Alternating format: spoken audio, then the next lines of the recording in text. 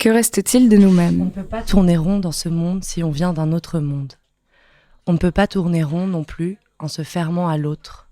Sinon, on manque d'air, on suffoque, les sens s'émoussent, ce qui peut perturber. La vie s'écoule, mais rien n'a un écho plus profond. En dehors de la secousse primale de la naissance ou de la mort, aucune expérience n'a l'intensité nécessaire pour ancrer une personne à un parcours de vie qui a du sens. Sans objectif clair, les jours sont noyés de lumière, reflets vides d'eux-mêmes.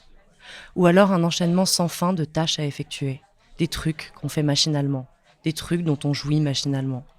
J'aime telle ou telle chose parce que c'est comme ça que je fonctionne. Je vais faire telle ou telle chose parce que c'est ce qu'on a toujours fait dans ma famille et que c'est ce qu'on attend de moi. Tout ce temps, l'esprit des profondeurs est ignoré, muselé, pas pris en compte une seule seconde. Paradoxalement, on peut avoir une présence numérique et afficher une identité plus profonde tout en négligeant les facettes qui construisent cette identité. On peut rapprocher cela de l'acquisition des marqueurs attestant d'une vie réussie.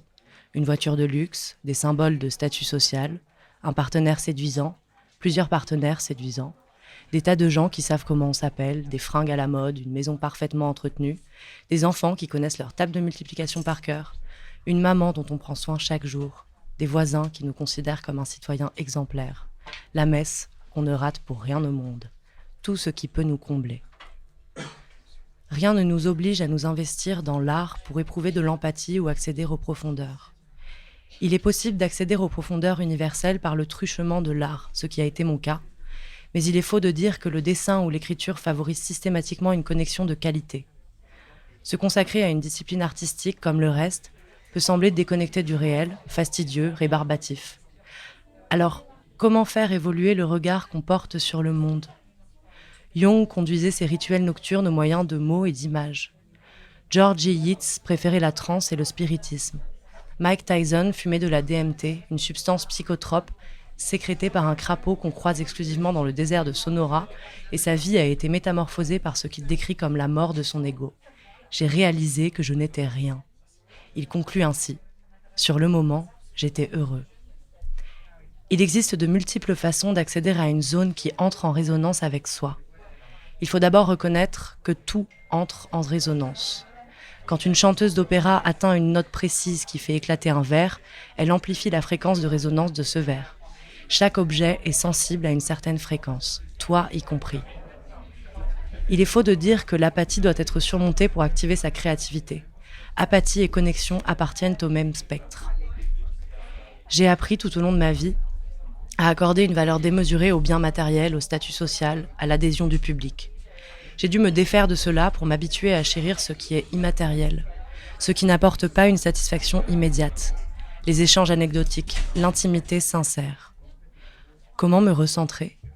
D'abord, en accordant une attention particulière à ce qui m'échappait jusqu'alors. La jonction de deux arbres au niveau des racines, les briques du mur que je longe, le motif floral qui orne une balustrade en fer forgé, les couleurs, les sensations dans mon propre corps. Ensuite, en étudiant de près les phases critiques, les crises d'angoisse. Ou quand je me sens partir à la dérive, quand je me réfugie dans l'imaginaire au lieu de me retenir à l'instant présent. En affrontant l'ennui, au lieu de succomber à la tentation de m'en détourner. C'est la capacité de rejeter, de faire reculer nos normes dans la société en général qui crée la contre-culture, qui contient les germes du changement. Ne sois pas trop dur envers toi-même. Tu ne peux pas être tout le temps dans la réalité du moment. En revanche, plus tu te concentres sur ton expérience et plus grande sera ta conscience de cette expérience, plus profonde l'immersion. Et la connexion n'en sera que facilitée. Alors, lâche ton téléphone, écoute les oiseaux, fais un feu dans un coin tranquille. Sois attentif aux détails quand tu embrasses la personne que tu aimes, quand tu demandes à tes voisins des nouvelles de leur santé, quand tu traverses la rue, que tu remplis la gamelle du chat ou que tu achètes des tomates, quand tu dis adieu à ton père ou à ta mère au crématorium. Quand la situation devient floue, change de focale. Tu ne peux pas changer de focale, alors n'en change pas. Je dois, ça n'existe pas. Il le faut, ça n'existe pas. Simplement j'essaie, je choisis. Marche sous une pluie battante, les épaules bien droites. Sois attentif aux détails quand on t'emmène toute sirène hurlante à l'hôpital pendant que tu te vides de ton sang après un avortement. Inspire à plein poumon, expire lentement. Sois attentif aux détails quand tu t'es fait virer de chez toi et que tu dois dormir dans le parc.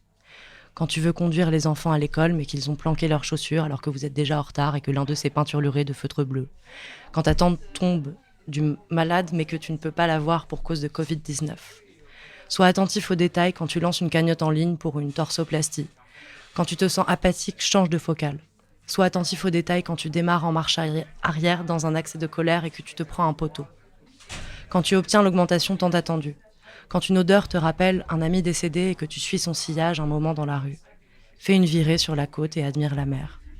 Promène-toi en forêt au petit matin. Passe une journée entière sans dérivatif. Personne ne fait grand cas de ce que tu as dit ni du ton que tu as employé pour le dire. Tous ces gens sont trop occupés à se prendre la tête sur ce qu'ils ont dit eux ou sur le ton qu'ils ont employé. Même s'ils s'étrillent sur les réseaux sociaux, ils n'en veulent qu'à eux-mêmes et par ailleurs, ce n'est pas l'opinion des autres qui te définit. Qu'est-ce qui te définit alors ? Cet instant précis, là, maintenant.